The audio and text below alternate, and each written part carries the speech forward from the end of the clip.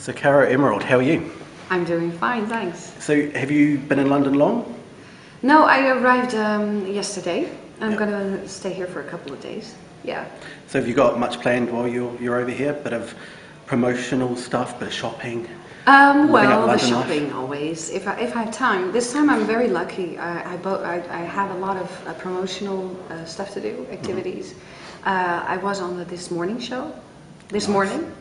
And now tomorrow and the day after I'm free. So Brilliant. I can actually So do that's some where fun stuff. the shopping comes into it. The shopping, and I'll be doing some touring, seeing the sights of London. I'm assuming you've been here before. I have, been yeah, over a here, couple yeah? of times, yeah. How did they go? Was that for just holidays or promoting? No, that was for the record? promotion. Yeah. I never got here for a holiday, so this is actually a very good situation for me, you know. Sort of part and parcel. Yeah. So your record, Deleted Scenes from the Cutting Room Floor, that you released over here in October last year. Yeah.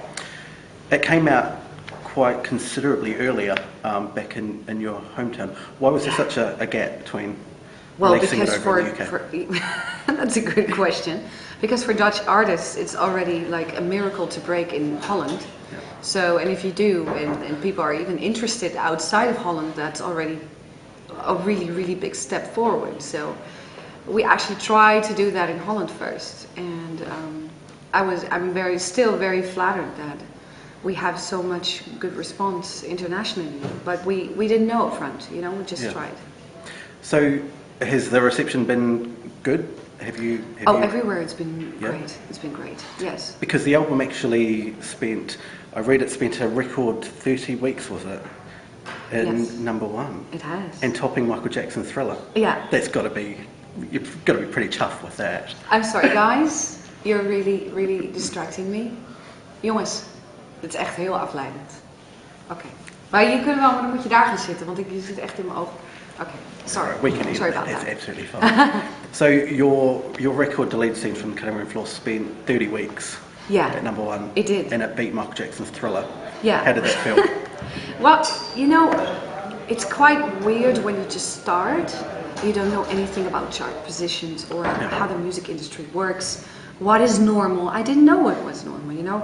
Every week, the album enters at one. Everybody goes like, oh, something's happening. I don't know.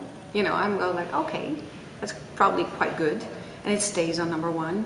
And then there's the longest debut album for 8 weeks on number one, stuff like that. So we already broke a few of those records before Michael Jackson. And, you know, it struck me, I think after about 15 weeks, I thought, okay, this is probably very, very very special, you know, very special situation. So once we broke that record, that was just, I don't know, I didn't know how to, I still don't know, I mean. It must be quite hard to comprehend. Really, yeah, Yeah. it is. And it's been a long time ago because it was last summer. But still, it feels, you know, the more I hear it, every time I go like, yeah, that's true. But it's so amazing. It's because I was 2 years old when that record was set. So it took 27 years to break it. And it was me who broke it. That's got to be, I mean, you sort of think of the things that people can brag about. That's got to be something, you know, hi, I'm Caro, you know, 30 weeks. You know, that's got to, you know, Yeah. that's... Yeah, it does feel like that. Although I'm also a little bit afraid that somebody else will break it now. Somebody like Adele, for instance, because she's been way up there in Holland as well for a couple of weeks now. So mentioning, you know. mentioning other artists, who have you got your finger on at the moment? What sort of acts do you listen to? Well, Who Adele inspires is you? one of them. I really love her voice. I mainly love UK artists, apparently, when I start thinking about it. But well, I've been listening to James Morrison, for instance. Love his voice. I've been listening to Duffy, to Jamie Liddell, to Amy Winehouse.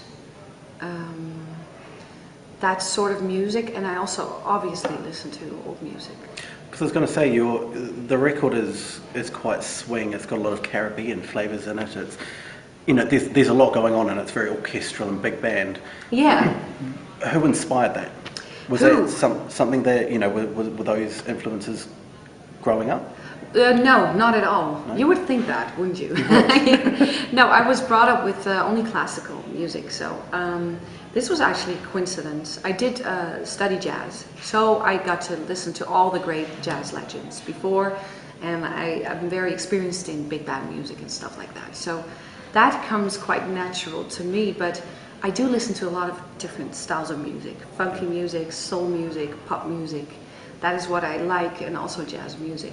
But the reason that we made this album inspired by the 40s and 50s was actually because the producers that I work with, they really love it. And they had made a song called Back It Up, which has a very cool mix between hip hop and beat-based pop music. Yep. And old jazz. So, and I really loved the song. They asked me to do the demo vocals.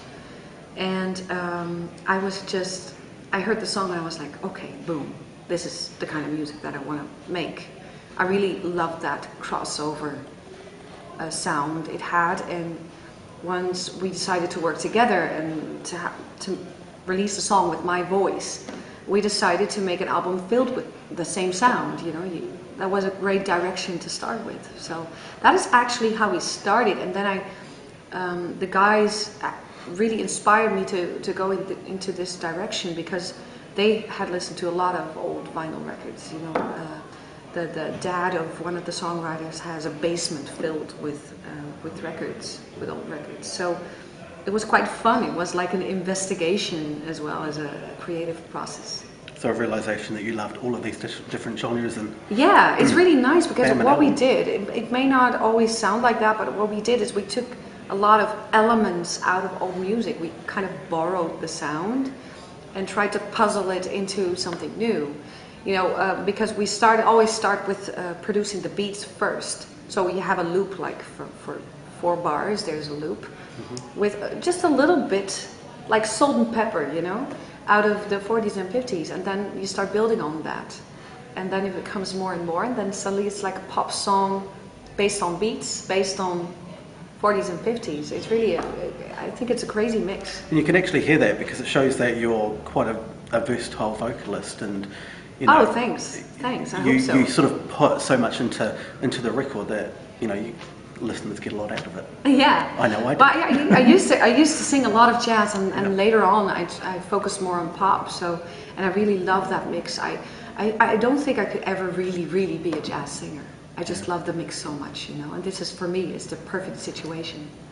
So you've gone from sort of obscurity into this big star back home, and now you're crossing the borders into all these different markets. How has that been for you? Do you find it difficult to tackle different markets like the UK?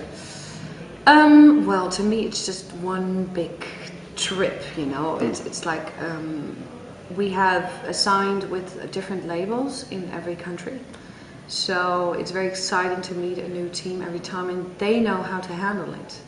And what struck me the most about going international is that the response to the music is basically the same everywhere. They go like, okay, how come a young girl like your age makes music like this? And how did you how did you discover this sound? Why did you start making this music? They're all like, oh, it's very cheery. I like to listen to the whole album and repeatedly,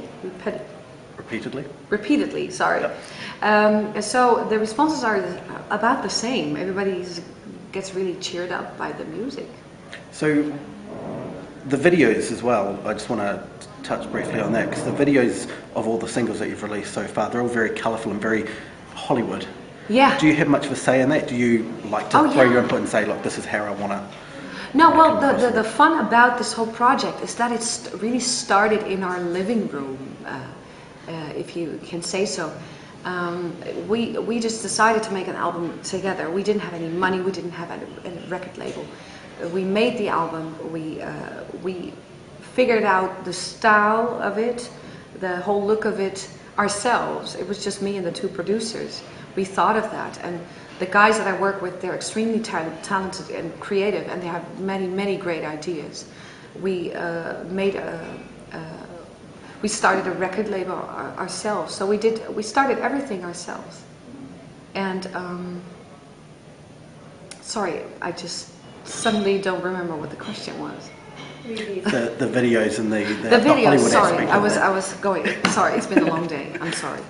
But that was mainly the ideas of ourselves. You know, we really wanted to give it a good look. Yeah. You know, you have to fit your look to the music, and that's what we tried. And we tried to work with lots of different people who are very creative. We wanted to have people with a vision. You know, not just any other video, because you can, you know, hire some really good-looking guys and have them dancing around, but that is boring, I think. So we There's a wanted lot to of do that something out there new. at the moment, so it's a little bit different, your videos. Yeah, we really tried to make something new.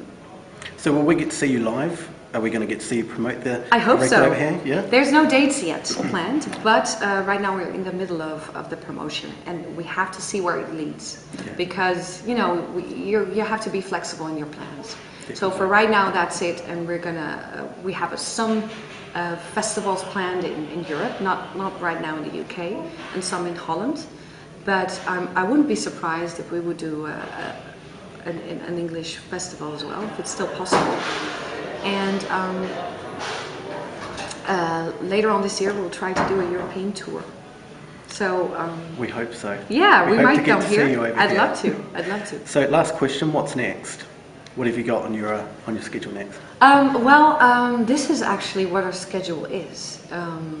I think when we're done promoting in Europe, Yep. and we're able to do some shows, I think we might go on to the second album, because Holland has been ready for that for quite some time now, and Yeah. I'm ready for it because I've been singing the same songs for 1.5 years now. So, Might be yeah, nice to go on to something a little bit more fresh for you. yeah, for me, Yeah. it's good to feed my musical soul. So right now we're writing new songs, and I'm really looking forward to go back into the studio. Brilliant. Yeah, Thank you very much. thanks a lot.